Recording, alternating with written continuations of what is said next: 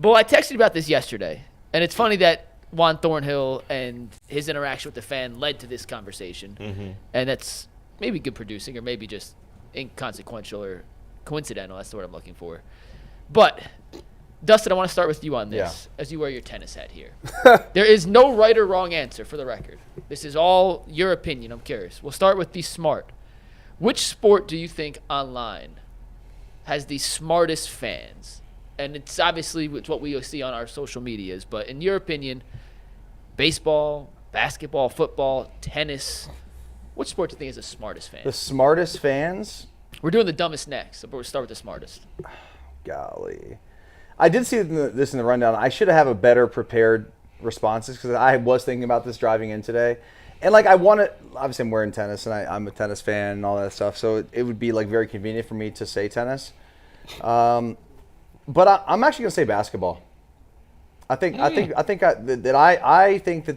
the fans of the NBA specifically online provide like the really, I don't know. I think that there's some really good insight that you can gain. I think football fans are, I don't want to say dumb, but it's so easy to talk about football because there's so much nuance that goes into it on every play that it's kind of just like easy to talk about it, and anybody can have a take, and unless you're in the business or a coach, you can't tell them they're wrong. Yeah, so it's really tough to tell people who you think are idiots that they're wrong because it's just really, really difficult to talk about football in a very knowledgeable way. Even me, I learned something about, and I played this my whole life. And there's so many things that I still don't even know about the game, about other position groups and things like this. And I bet Tyvis and Garrett would attest to this That's stuff. a fact. That I'm always evolving in terms of my knowledge. Especially when they talk that old line stuff. I'll be locked in really, really? I had to call Tyvis. I said, what if you win this route? What if number one is going this way? You're in a cover 4.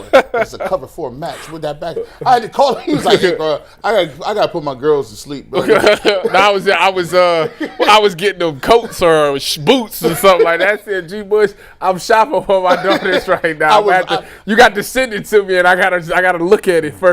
I just wanted to. I'm like, bro, this is a cheat code. But you're right, Dustin. Yeah. Like, and the thing about football is the concepts change every 3 years. So they could be running something this year, and then 3 years later they didn't switch everything up. Like they didn't switch the lingo, which the assignments is, the way to stop the run.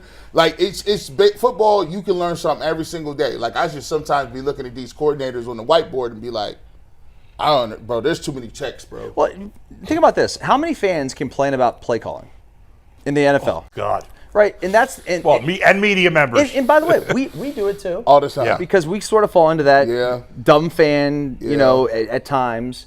Whereas, like, you're like, why did it's 3rd and 2? Why did they run a pass? Right, and they didn't get it. Right, they didn't execute it. Well, you're like, you don't know that what the defense did made the quarterback switch to it because it was going to be a gimme, and they just screwed it up or something. You know, like the nuance. You don't know what technique the defensive tackle's in. All of a sudden, it gave him a different look, and all of a sudden, Josh Allen checks into this. Like, or you forget about the number one thing. That dude made a heck of a play. Yes. that happens all the time. Like, you got or diagnosing whose problem was it. Like, so you could be a quarterback and then you could make a check at the line for protection. Yeah. But it could be like you just made the wrong protection call because you didn't think he was blitzing. And then the receiver has 4 routes he's going to run based on what coverage it is. So the quarterback drops back. You can get sacked because of coverage. You can throw the ball to a spot because you think this guy is going to be here. Like, to complete a pass, you have to have the quarterback and the receiver see the same thing without communicating. You know, Dominic Foxworth, who doesn't like me because I was drafted higher than him, and I'm a white corner. No, I love D Fox, but he said this one time years ago, and I thought it was great. It's like on every given play in the NFL or football in general, you know, there's 11 players on offense, 11 players on defense. That's really 11 different games happening within one play. So 5 seconds, you've got how many different games, and they're all different. Right. The quarterback's got to do this. The center's got to do this. Well, the guard's got to do this. What about that receiver? What about the tight end? And if they don't all execute, the play doesn't succeed. Well, yeah, I mean, every player is. We've gone too far afield for the question now. It's okay. So your answer for the smartest fans of basketball, smartest fans. I'm going to go with hockey. Hockey? Bro, listen, Why he laugh at you like that?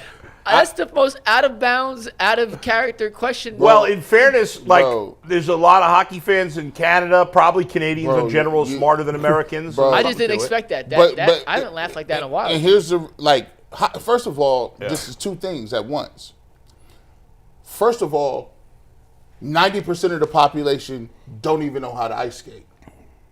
That's just a regular prerequisite just to play. So you got to be a world-class skater just to even be functional. And then you're like, okay, well, who's walking around telling you, all right, well, this forehand and this backhand. And I say forehand and backhand like it's tennis.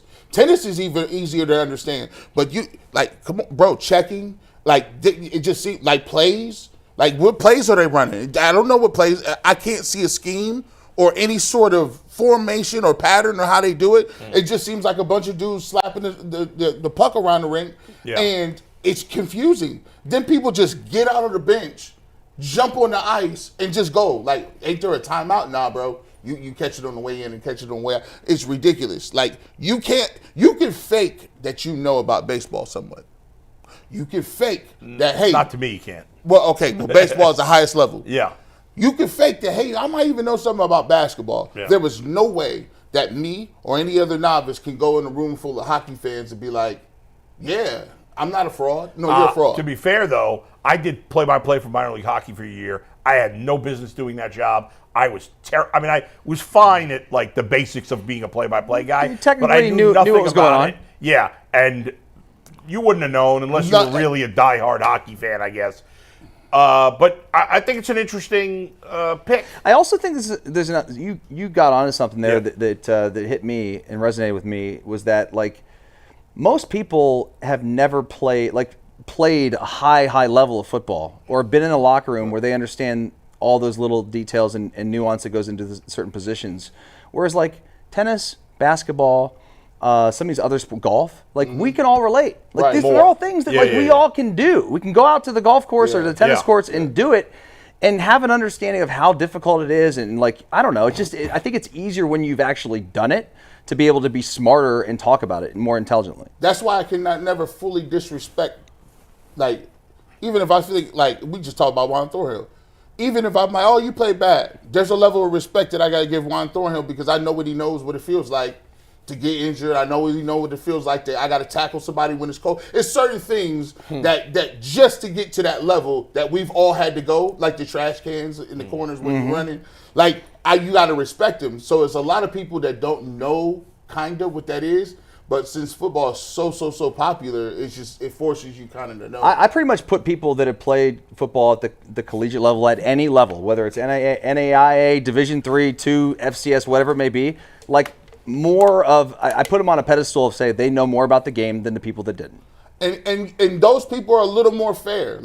I can't really kill literally. It's hard for me to kill somebody because even if you're not good at that level, you're better than 99% of the people who've ever played. Tyvis, what's the smartest sports fans? Are you saying when you say smartest sports fan, you talking about at the sport? Baseball fans are smart at baseball? Sure. Yeah. Okay. Yeah. We're talking about their sport, and it's online we're talking about, right? On Twitter and stuff like that. I would say the basketball or baseball. All right, it's baseball and it's obvious, and here's the reason why. First of all, there's two different types of smart. There's book smart and there's street smart, if you will, right? Some people are not well educated, so they may not be book smart, but they might be street smart, and that street smart may be great at basketball or having a through the roof. I've met some genius drug dealers. It's crazy. Bingo, right? Crazy. But they'll say every third word wrong, because they didn't get educated. But they can run a business out of their basement. Yeah. Right. Make millions. And so, first of all, the more you watch a sport, if you're a diehard, the more you watch it, the smarter you're going to become.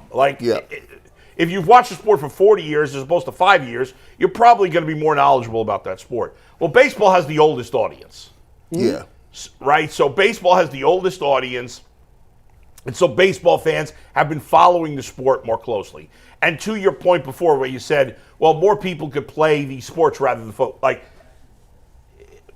you see football players, they look like, you know, you got not you guys, but Easy. like, Go ahead. they're monsters. A lot of these guys. Basketball players, okay, we could all go to the court and play basketball, but most of them are so tall, like I could never imagine being that guy playing that. But most baseball players, outside of like Aaron Judge, look like regular guys. Most of them could blend in on the street. And honestly, even Jose Ramirez could walk through the streets, and a lot of people wouldn't recognize him, right? Dean Wade would be recognized more than Jose Ramirez. Facts. Yeah. Right? He's Dean 6'10". Wade. Because he's a basketball player. And, you know, and so I think, and plus, if you're a baseball fan, like the three big sports in America, baseball, football, basketball. We know football's here, and then baseball and basketball battle for two, and they've gone back and forth over the years. When you look at the national networks that people watch TV on, especially ESPN, that's the majority, but even if you want to add in Fox or whatever, these shows pretty much only cover football and basketball. They don't really talk about baseball on ESPN. Mm-mm. If you're a baseball fan, you're specifically searching out the avenues for baseball that you don't have to for football and basketball because they're covered more generally. And when the sport's covered more generally, you're going to get sometimes worse information than, like, I'm a baseball nerd, so I listen to MLB radio. Like, I don't think there's that many people listening to MLB radio, but I'm getting even more education because I'm listening to guys whose whole life is baseball. This is it. They're baseball nerds to the highest order. And I feel like there's not as much, like, You're not going to get that on SportsCenter. You're going to get it on MLB Network, MLB Radio. That's it. It's a great point that you make, and I think about this now because I watch TC, Tennis Channel, all the time, and I get some hardcore breakdowns. Exactly. But you're not going to get that on SportsCenter. No. Or on First Take, or whatever it may be. You're going to get the generic vanilla takes. Yes. And that's what everyone then regurgitate. Right. Yeah, if you're a football fan, if you're a diehard football fan, you probably watch a lot more of ESPN and other things than you do NFL Network. And NFL Network, most of the time, outside of their studio shows before games, is just playing highlights or same thing with who watches the NBA Network? Nobody watches that. But MLB Network, if you're a baseball fan, you watch it. There's a bunch of shows that the average fan don't even know about that they're watching. And like my dad, it's crazy. My dad and mom, they watch, I mean, every game. They watch every single Guardians game. Right. And so it's weird because they'll be arguing back and forth about why they're taking a certain pitcher out in the bullpen. And I'm like, man, my mom and dad is really in there going at it over decisions about Your parents, G's parents, can watch a baseball game, see a pitch, and say, oh, that's a curveball, that's a slider. You can learn that much more easy than all these intricacies of football. Football fans are, no offense, I'm a football fan too. Football fans are the dumbest. They say the dumbest things. We asked the chat, and there's more football fans than any other sport. So the bigger the pool, the more likely you are to lower the intelligence. So before we get to, I want everyone else's answer on the dumbest. We asked the chat. The chat said baseball was the smartest. So they agree with you, Bull, and I agree too. Also, now I want to hear you said football is the dumbest. Football, by far. I don't even think it's close. Jay, do you agree? Is football? Football is the worst because fantasy football has dumbed down like they just care about the stats and the numbers. Like people couldn't even tell you like what position what they do. Like they take it and they kind of like regurgitate it and just they say these There's cliches. so much information. Well, everybody thinks they're smart. They know football. Well, think about this, and the league does this too. The league plays towards dumb fans. Yes, 100%. Yes. Okay, think about this: when you watch a football game on television, what do you see? It's zoomed in. Yep. You see the quarterback, the ball, and then where it goes. Yep. You don't see the broad picture. They don't want They don't want you to see it. That's crazy because They I don't look want at you the to see DBs the whole time. But you can't see things on television. And then think about this. Like you talking about those great shows on MLB Network. Yeah. What's the best show on football probably that gives you the most insight? I would say NFL Matchup, which is with Sal Palantonio and it was Matt Bowen and those guys and Jaworski. They used to do it. They do it in Cassell. And who watches that? Nobody. And they bury it like on Saturday mornings at 9 a.m. Merrill Hodge used to be on. Yeah. Great show. It is the best show.